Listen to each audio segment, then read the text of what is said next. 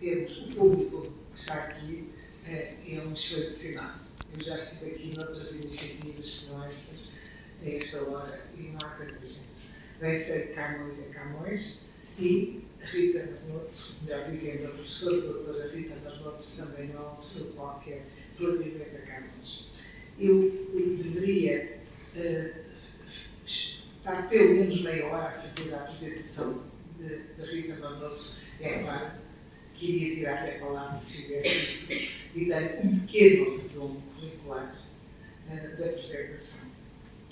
Então, Rita Marnoto é professora catedrática da Faculdade de Letras da Universidade de Coimbra e é a nossa maior especialista em Camões. Foi comissária das comemorações do 5º centenário do nascimento do nosso poeta nacional. Sobre ele, dirigiu trabalhos de investigação e colaborou em vários projetos internacionais. Sobre Camões, publicou numerosos estudos, tendo distinguido a primeira edição dos Lusíadas de 1572 da contrafação que imita um problema à espera de solução desde os inícios do século XVII e que Rita Marnoto solucionou. Só isto não é pouco. Dedica-se ao estudo da literatura italiana, da literatura portuguesa e das relações entre as duas literaturas. Desempenhou vários cargos de gestão universitária, tendo sido membro da direção de 2 unidades orgânicas de cariz interdisciplinar, que são exatamente o Instituto de Investigação Interdisciplinar e o Colégio das Artes na Universidade de Coimbra. É atualmente diretora do curso de doutoramento em Línguas Modernas, Culturas, Literaturas e Tradução. Em Itália, recebeu o título honorífico de Grande Ufficiale della Repubblica e ainda o Prémio Flaiano per l'Italianistica. Em Portugal, recebeu o Prémio de Publicações Internacionais e o Prémio de Ensino da Faculdade de Letras da Universidade de Coimbra. E isto não é um pormenor especial. Ela é a única docente da Faculdade de Letras da Universidade de Coimbra que foi galardoada com ambos os prémios das publicações internacionais e o Prémio de Ensino.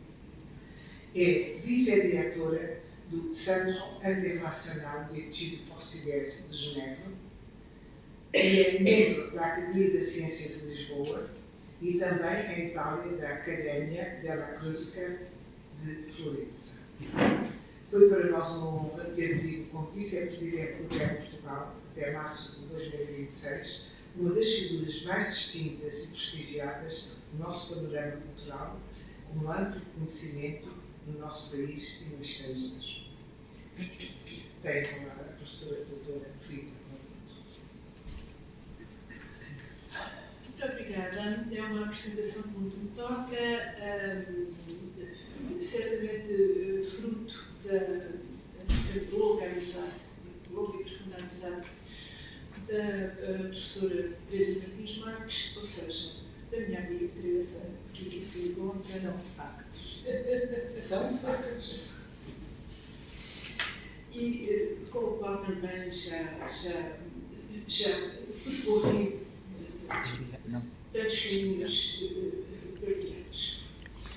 Melhor saúdo todos os presentes, deixando também fazer uma saudação muito particular para o professor Eduardo Sintra Torres, que organizou este ciclo de conferências comigo e com o qual tive a oportunidade de partilhar trabalho, com certeza, mas ideias, visões da cultura, visões de que é um serviço público e acerca de como o associativismo pode dizer a sua palavra no mundo de hoje, no mundo da cultura, e fazer esta ponte entre séculos mais antigos, como é o caso de Camões, e os nossos tempos. Daí, desde logo, o nome deste ciclo de conferências Camões Hoje. Este ciclo iniciou-se a 3 de fevereiro com uma conferência do professor Guilherme de Oliveira Martins, recordo, prosseguiu com o professor Rui Vieira Neri, depois com o Dr. José Manuel Vasconcelos, o professor Ernesto Rodrigues, terminando hoje. Foi divulgado pela Antena 2, produção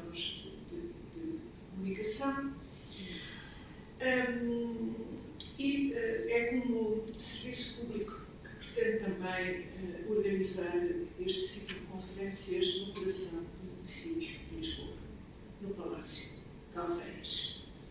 A todos e a todas agradeço muito a presença, em particular, como a Teresa já disse, em véspera de feriado, em época de ponte, vir aqui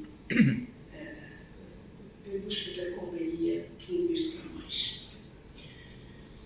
Pois, a primeira coisa que eu diria para começar esta sessão é uma banalidade, mas não é tão banal como isso, porque eu entendo que nunca é demais recordado. Camões é um poeta de exceção. Às vezes poderá haver a tentação de arrastar o Camões pela banalidade. Hoje em dia, Camões é um poeta acerca do qual se pode dizer tudo. Porque tudo está bem, tudo está excelente, não há crivo crítico. E isso tem também o seu reverso.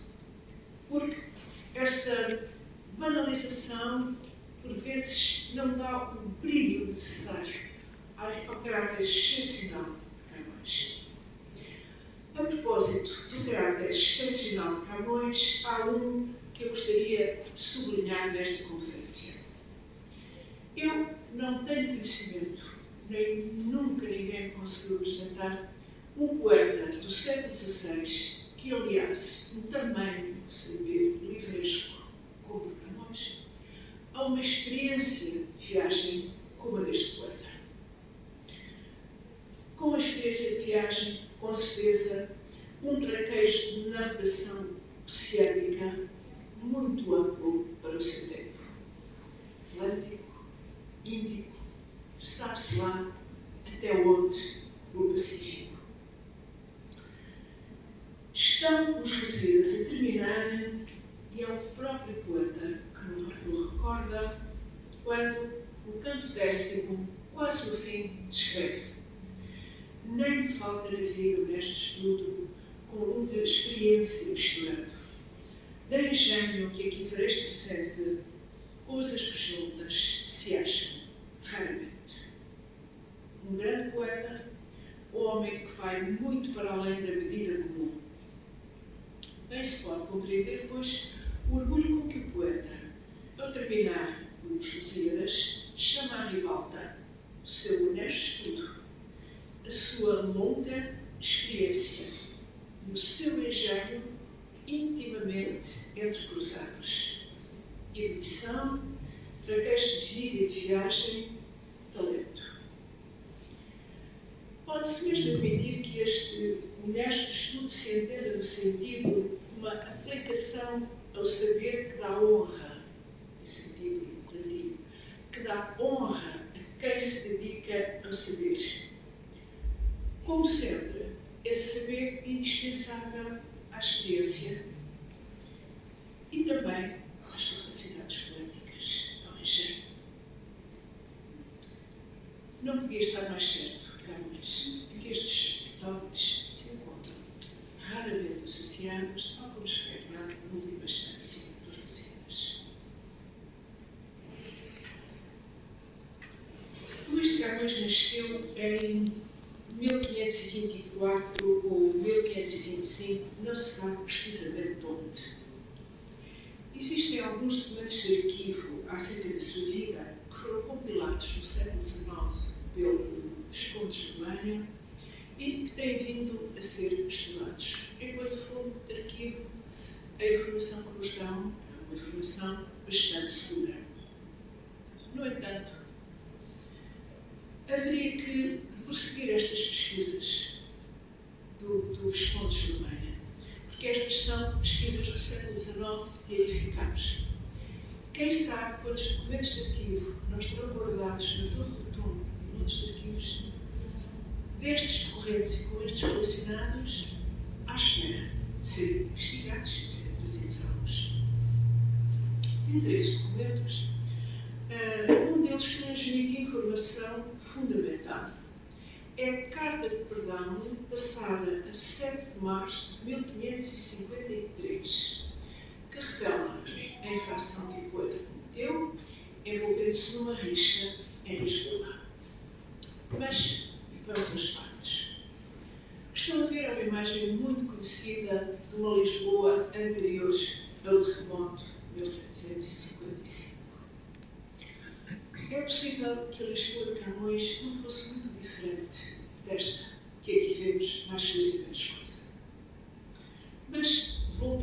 não ao tempo de Camões. É o dia do Corpus Christi de 1522, a solenidade religiosa que assinala o sacramento da Eucaristia, o sangue e o corpo de Cristo. É uma festividade nova e no presente ano celebrou-se na semana passada. O encarregado dos arreios do rei Dom João III, Gonçalo Borges, percorria a rua de Santo Antão. Nesta imagem pode-se ali ver a zona de Santo Antão, que à época era uma zona que tinha na rede urbana da cidade de Lisboa uma certa centralidade. Dois homens mascarados ladearam Gonçalo Borges e começaram a zombar e a brigar com ele. Foi aí que Camões entreveio cara destapada. Ora, peço, como diz a carta de perdão, os outros dois arruaceiros estão mascarados, mas mesmo assim Camões reconheceu-os como seus amigos. Nos diz também do tipo de ambientes que Camões, nesta altura, frequentava. E testemunho, destemido, de cara destapada, foi em ajuda dos amigos, digamos, defendeu-os e feriu Gonçalo Borges com um golpe no pescoço. Na decorrência desta acuaça, esteve Camões preso na cadeia do Tronco, em Lisboa, que fica também naquela zona, durante cerca de 9 meses. No Tronco, as condições eram deploráveis, em particular pela acumulação de pessoas, pela falta de higiene, pela falta de tudo. Aqui vemos tal carta de perdão, cujo original está aqui dentro de nós, na torre. Esta carta original conta o que aconteceu e garante a Camões a remissão do delito. Em 1523, o que permite a Camões ser libertado, sair da prisão. Neste quadro, o que se escreve na carta de perdão lança indícios até de uma certa compreensão pela situação de Luís Camões. Gonçalo Borges, um importante seguidor do rei, tratava dos arreios do rei e, portanto, tinha um contacto direto com o rei, que era uma coisa rara naquela altura. Então, Gonçalo Borges perdoa a Camões. São pedidos 4.000 réis para obras de caridade. Os 4.000 réis parecem logo. A carta de perdão não diz como, mas Camões consegue, ou porque os tinha, ou porque alguém lhes dá, de imediato esses 4.000 réis para fazer essa doação, como é hábito, de obras de beneficência. Além disso, é também muito significativo que se recomenda que Camões não seja de novo preso, que é uma forma de o proteger. E recomenda-se que Camões não seja de novo preso, porquê? Porque já na carta de perdão se dá conta de que Camões tinha decidido partir para a Índia. E por isso, digamos, havia que deixar o jovem arruaceiro em paz, que o deixar ir tranquilo para a Índia, ele havia de seguir o seu caminho, sem mais. Daqui também se sabe que a ida de Camões para a Índia não foi um castigo, não foi um exílio que ele foi forçado. Foi uma decisão de Camões. Foi uma decisão de Camões naquela circunstância, que teria com certeza pensado que tinha de mudar de vida, que tinha de fazer outras escolhas, e que era melhor mudar de mundo. Ir para esse mundo desconhecido, com aquela imagem de um mundo de aventuras, de um mundo que satisfazia curiosidades. Mas, enfim, Camões já tinha estado em África, na verdade, já tinha estado no norte da África, em Ceuta, como soldado. esta teria sido com certeza, pois, uma decisão ponderada de alguém que queria mudar ao longo de vida e desejava satisfazer uma grande curiosidade por que ficava para além da Europa. Populações, climas, geografias, céus, plantas, animais, tudo isso era fantástico. Muito poucas pessoas tinham visto, o que devia aguçar em particular a curiosidade de gênios do Camões. A sua estadia por esses lugares durou cerca de 17 anos.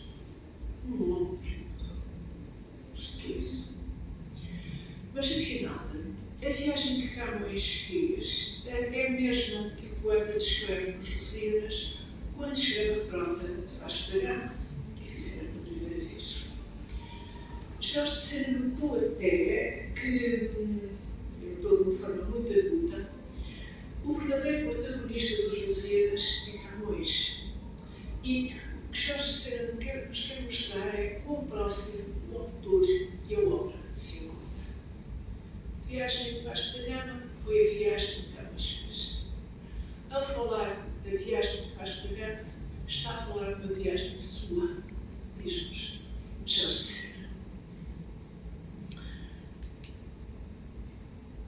Ora, este próprio fator, quer dizer, a convergência desta viagem, é também o fator que dá realismo à forma como Camões conta a viagem. Porque ele sabe que é fazer uma viagem através do oceano. A outra questão, o propósito que se nos coloca a partir daquele passo primordial, a partir do honesto estudo de Camões, diz respeito à cultura de Camões, à portentosa cultura de Camões, aliás, que ele aliava e que se ia a par com a sua longa experiência. A obra de Camões mostra um conhecimento assombroso dos grandes autores da atividade clássica, dos teólogos medievais, da literatura portuguesa, da literatura italiana, Dante, Gráfico, dos humanistas italianos ou da poesia espanhola. É por isso quase básico perguntarmos onde é que Camões teria adquirido todo esse saber livresco. Era saber que se adquiria através da leitura, da análise e do estudo persistente de livros. A sua memória permitiu-lhe guardar, com certeza, na sua mente, dezenas de escritores. Ter-se estudado em tenra idade, continuando a consolidar essa capacidade de nos recordar ao longo da vida. E, na altura, eram praticadas técnicas de ensino de memorização e de repetição. No ensino, era hábito que os textos dos grandes autores fossem repetidos em voz alta e decorados. Isso eram lições de modelos que ficavam na mente. Não restam dúvidas também que conhecia de modo exímio a língua latina e devia também saber algum grego antigo. Contudo, a sua obra não se limita a oferecer-nos um manancial de reenvios para autores da antiguidade e do humanismo. Mais do que isso, o modo como retoma e modela essas fontes revela uma profunda capacidade de penetração da sua letra, interpretando-os e recriando-os depois o seu modo, como o de Camões. No plano mais abrangente, podemos dizer que a formação de Camões enquadrava num programa de educação da natureza que fora já promovido pelo rei Dom João II no século XV e que depois o rei Dom Manuel continuou.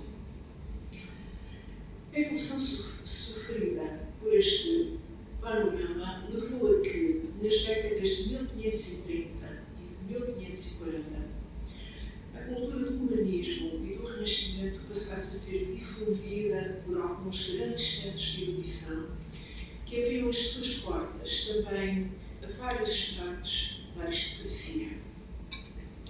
Era para esses jovens uma oportunidade fantástica e recebiam com avidez essas lições e isso vão seguir. E entre esses centros que foram desenvolvidos e que difundiam esses saberes, destacava-se Coimbra pela solidez e pelo alto nível do ensino ministrado. Refiro-me aos vários colégios existentes em Coimbra que faziam a preparação para a universidade quando depois da universidade foi transferida para Coimbra. Artérias de Coimbra, como por exemplo a Rua da Sofia, foi uma artéria nova de expansão para o norte e que foi construída, ou melhor, que foi planeada e que se desenvolveu graças aos colégios que estavam construídos de um lado e do outro lado da rua. A cidade cresceu com a expansão das instituições de ensino. Os tradutores levam a admitir que o poeta estudou em Coimbra, no mosteiro dos Corvos Regarantes de Santa Cruz, são apenas indícios, implicando três lados. Em primeiro lugar, Camões configura-se como o único polo configurável com a assombrosa cultura que Camões tinha. A única biblioteca material existente em território português, suscetível de corresponder à biblioteca mental, digamos assim, à bagagem mental de Luís de Camões, aos livros que o poeta conhecia, é a do Mosteiro de Santa Cruz de Coimbra. Foi fundado em 1131 por um grupo de religiosos. Um dos seus fundadores, Dom Telmo, era, em particular, um homem de largos horizontes. Foi hasteado de Santa Coimbra, foi peregrino a Jerusalém.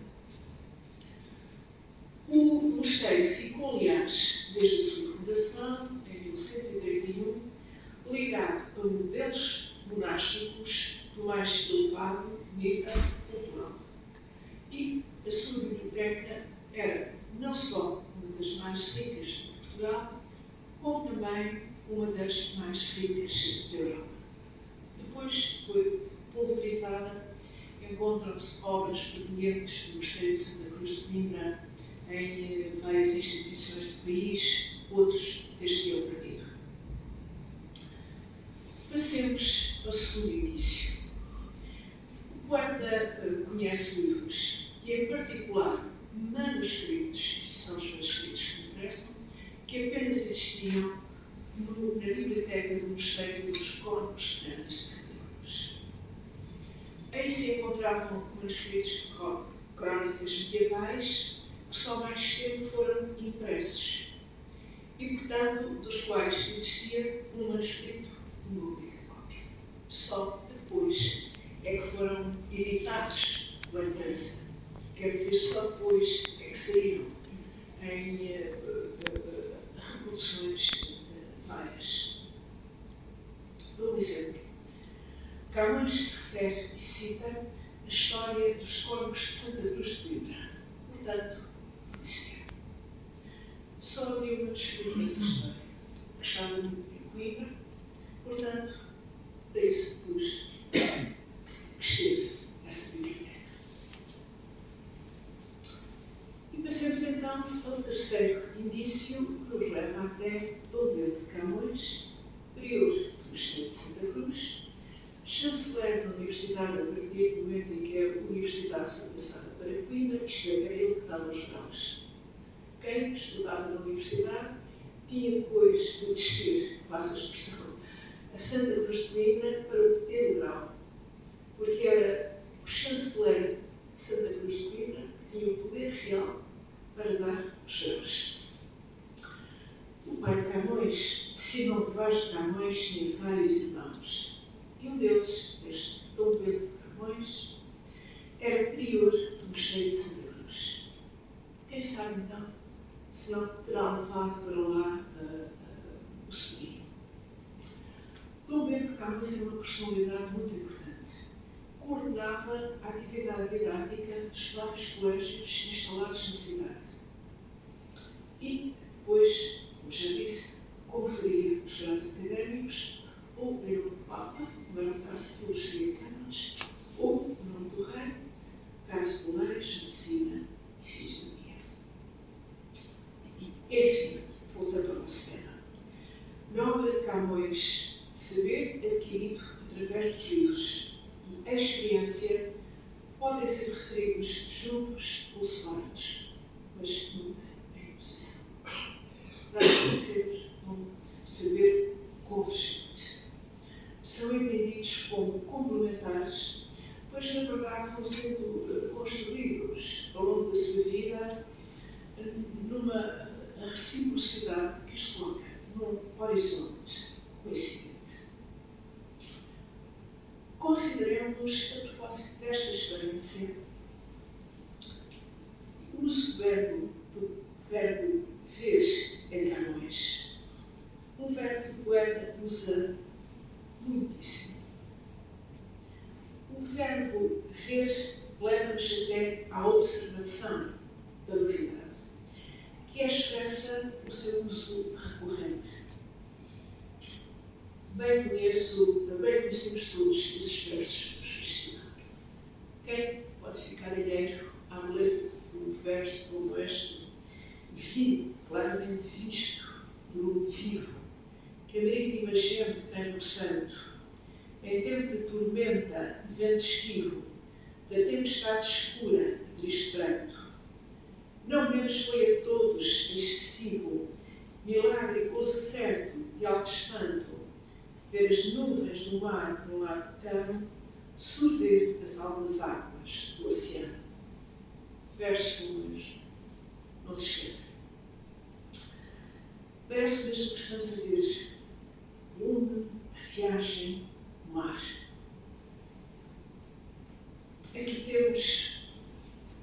Aqui são descritos dois nomes, a tromba marítima e o fogo de Santão.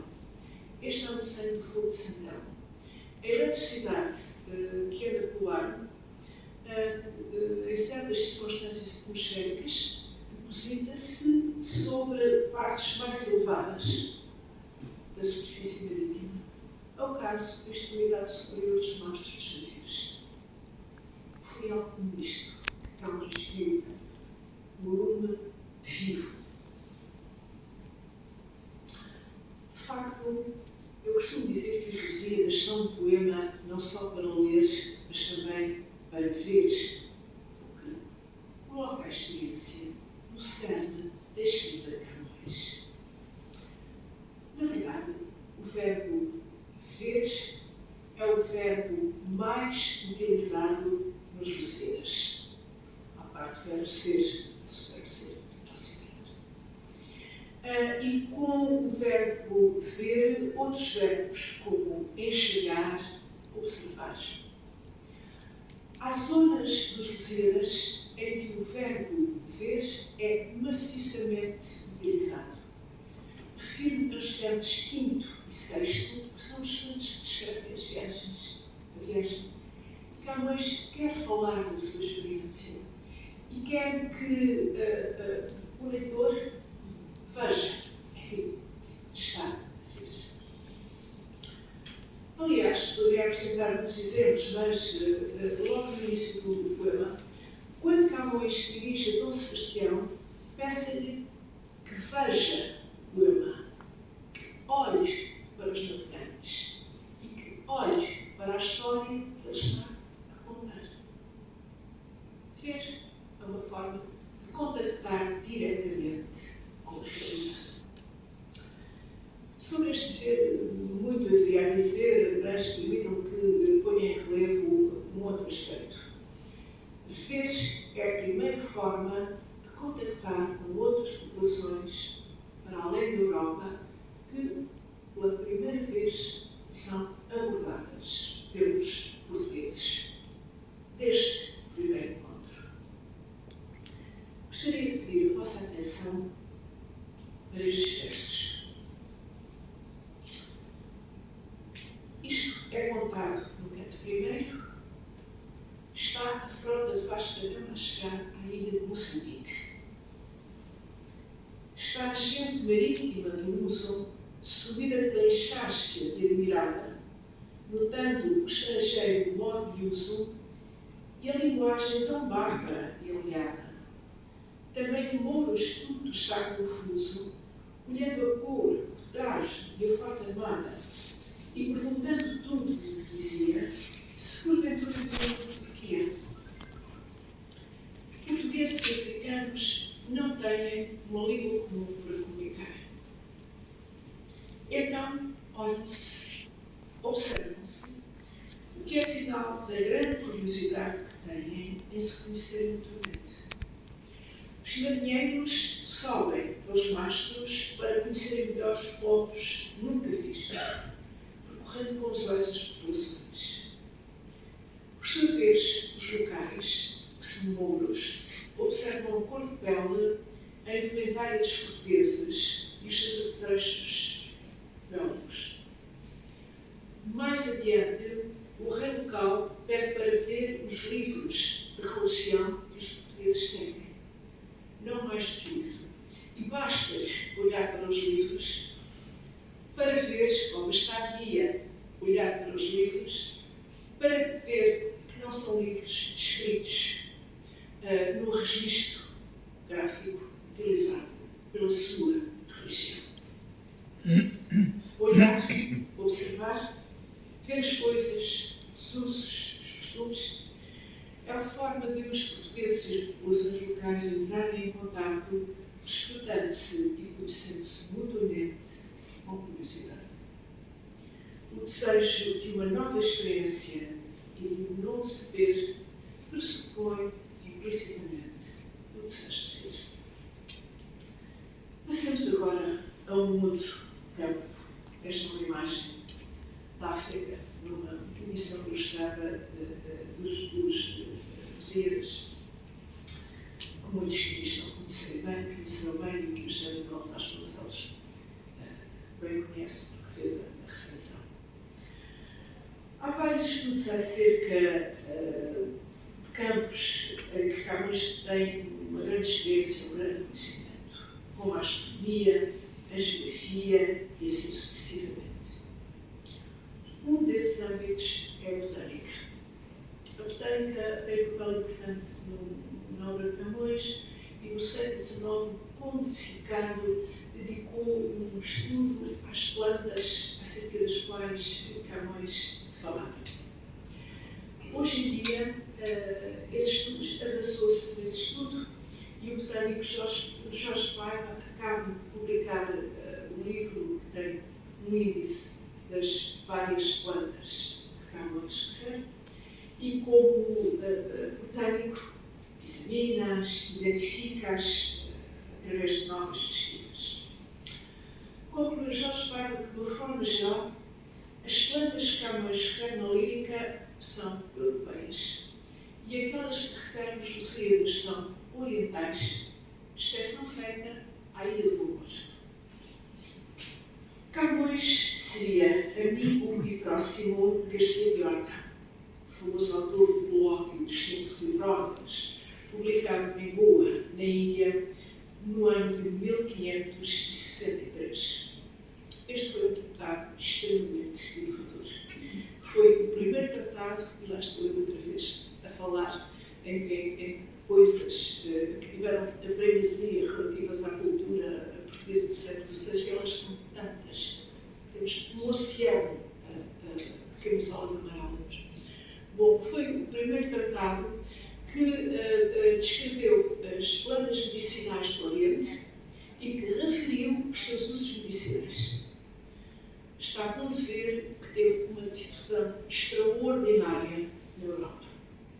Da maior imprensa europeia da segunda metade do século XVI, a tipografia de Plantar em Antuérpia, saíram volumes e volumes de traduções, resumos, adaptações dos colóquios de Garcia de Horta em todas as línguas e em todos os povos.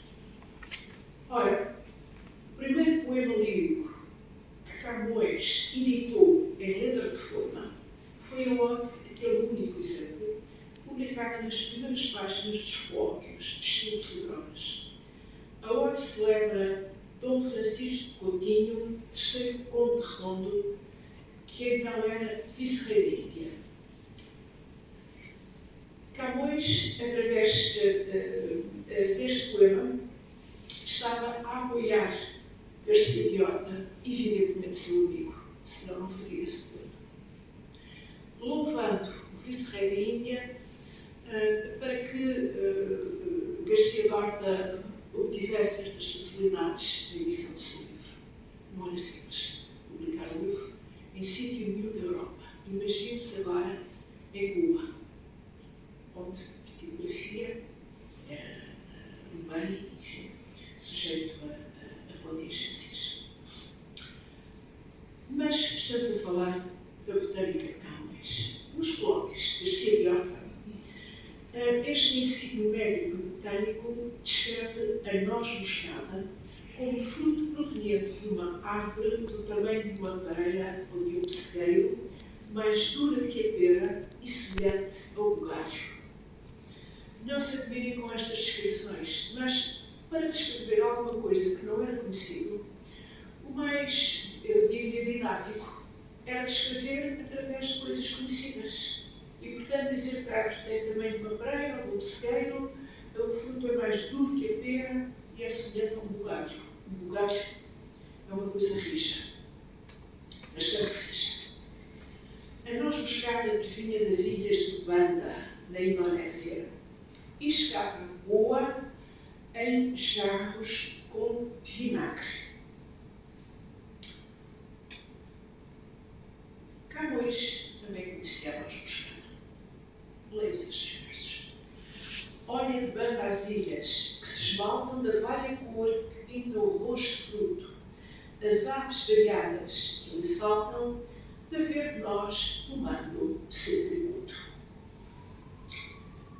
Ora, como estão a ver, esta noz moscada não é o bugalho, não é o que chega em jarros da Goa, que era como ela era transportada para poder ser preservada e mantida. O médico botânico, Garcia de Horta, não refere as aves em torno dos frutos que se alimentavam deles. Daqui se conclui que Camões viu a árvore da noz moscada. E a árvore da noz moscada apenas existia nestas ilhas. Banda. Aquilo que nós hoje tão facilmente compramos nos saquinhos em qualquer hipermercado, em qualquer mercearia, era, nesta altura, uma das especiarias mais caras e mais preciosas do mundo. Podemos compreender porque apenas existia na ilha de Banda. Porque Banda tinha um solo com características vulcânicas onde a planta podia crescer. Os portugueses que aqui andaram, dizem os historiadores que não tiveram possibilidades de expandir até tão longe o seu império, mas os holandeses perceberam logo o negócio que ali estava nesta ilha. Apoderaram-se da ilha e mantiveram-na em seu poder até ao século XIX. Quer dizer que até ao século XIX a noz moscada continuou a ser quase proibitiva e continuou a ser